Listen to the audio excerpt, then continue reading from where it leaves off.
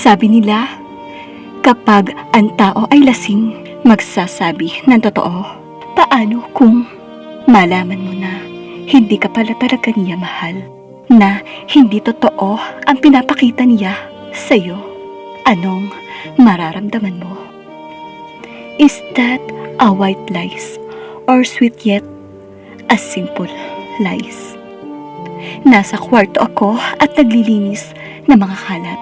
Naging routine ko na kasi ang paglilinis kapag free time ko o weekends. Habang nagpupunas ng mga picture frame, nagpapatugtog ako gamit ang cellphone ko sa Bluetooth. Kaya rinig na rinig ko ang pagring nito nang may tumawag. Oh, hello. Hindi ko na tiningnan ang pangalan dahil kilala ko na kung sino. Siya lang kasi ang nilagyan ko ng ringtone na 1,000 years. Ang boyfriend ko na si Benedict. Hi babe, magpapaalam lang ako sana. May inuman kasi kila James. Pwede ba akong sumama? Don't worry, walang babae. Kami lang nila James at Tyrone. Kung gusto mo, sumama mas maganda.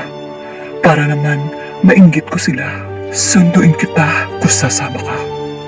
Natatawang sabi niya na natawa din naman ako. Hindi ako mahigpit sa kanya. Marunong naman kasi siyang magpaalam. At alam niya ang limitasyon niya kaya malaki ang tiwala ko. Oo naman, babe, pwede. Pero hindi ako sasama Boys date yan eh. Basta huwag masyadong magpapagabi. Mag-enjoy kayo, okay? I trust you. Palagi naman ayon ang huling litaniya ko sa kanya. I trust you. Sa 3 taon, hindi na siguro kailangang pagdudahan siya. At mababait naman sila James at naging kaibigan ko na rin. Thank you. Sabi niya. I love you. Sagot niya at natawa naman ako. Inuuto mo na naman ako. Benedict ko. Pang-aasar ko sa kanya. No, baby. Sadyang thankful ako sa'yo. Natawa naman siya sa kalokohan niya. O siya, sige na. Mamaya na lang ulit tayo. Mag-usap pa. Naglilinis pa ako. Mag-re-review rin ako for exam. Sagot ko, yes, low ang kurso ko pero hindi naman naging dahilan ng away namin. Siya naman ay engineering ang kinukuha. O sige, galingan mo Kumain ka, okay? I love you. Sagot niya. Sinagot ko naman yon ng I love you too. At pinatay na ang call. Lumipas ang tanghali. Nagsimula na akong mag-review. 1 linggo na lang. At bar exam ko na. Kailangan kong mag-aral. Hanggang magabi ay nag-aaral ako. Buong maghapon ay nag-focus ako sa libro. Mga 9:00 ay nakaramdam ako ng gutom. Umuna takot, nahiga sa kama. Kailangan kong magpahinga. Inihiga ko ang sarili ko at tumunganga sa kisame nang biglang nag-ring ang phone ko. Tiningnan ko ito at nakita kong si James yun. Hello? Oh, James, napatawag ka. Bungad ko sa kanya. Hey, sensya na. Ikaw ang tinawagan ko. Lasing na lasing si Benedict. Sabi niya na ikinabigla ko. Iyahatid ko kasi si Tyrone sa kanila. Medyo may tama na rin kasi ako. Baka pwedeng ikaw na ang magsundo kay Benedict dito.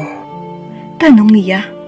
Hindi naman ako nagdalawang isip at agad na nag-ayos at pumunta kung nasaan sila. Unang beses mangyari na nalasing si Benedict. Kadalasan ay nakakapagkwentuhan pa kami. Kumatok ako sa pintuan at agad na binuksan yon ni James. Naku, pasensya na. Aalis na ako. Baka mahuli pa ako sa checkpoint eh. Hintayin mo na lang ako bago kayo umalis.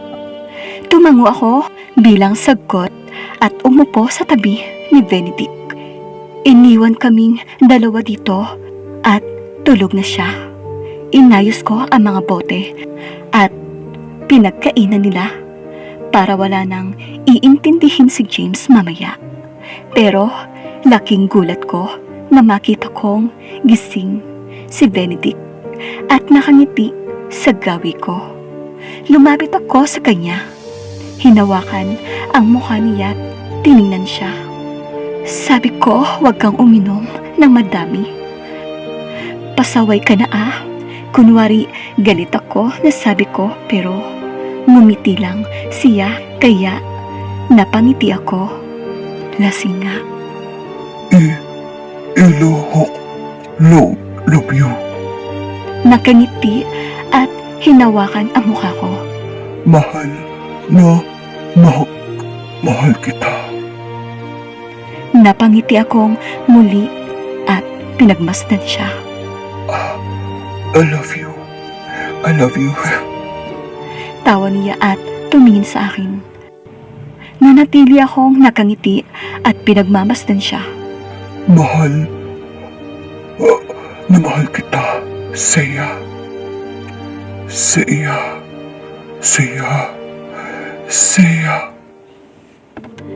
Biglang nagbago ang ihip ng hangin.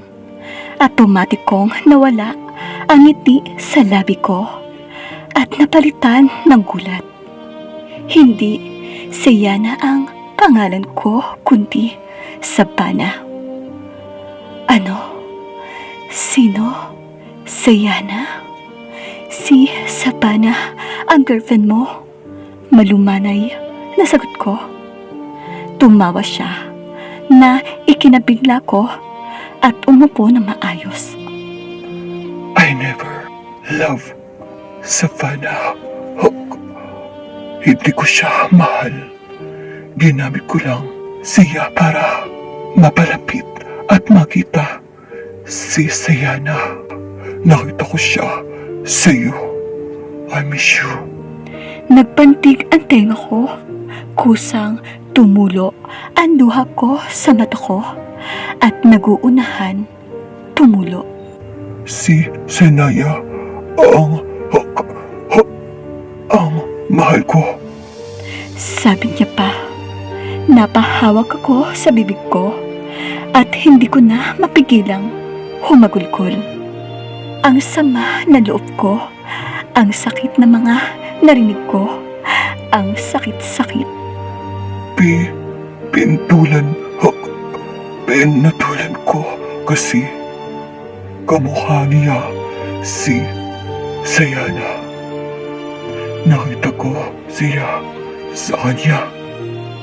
Sabi niya muli, mas lalong lumakas ang pag-iyak ko sa narinig ko. All this time, akala ko mahal niya ako. Pero mali pala. Si Sayana pala ang mahal niya at hindi ako. Namatay si Sayana dahil sa aksidente. Kaya naman hindi ko alam na magkakilala sila. Ang sakit. Si Sayana ang mahal niya ang namatay na.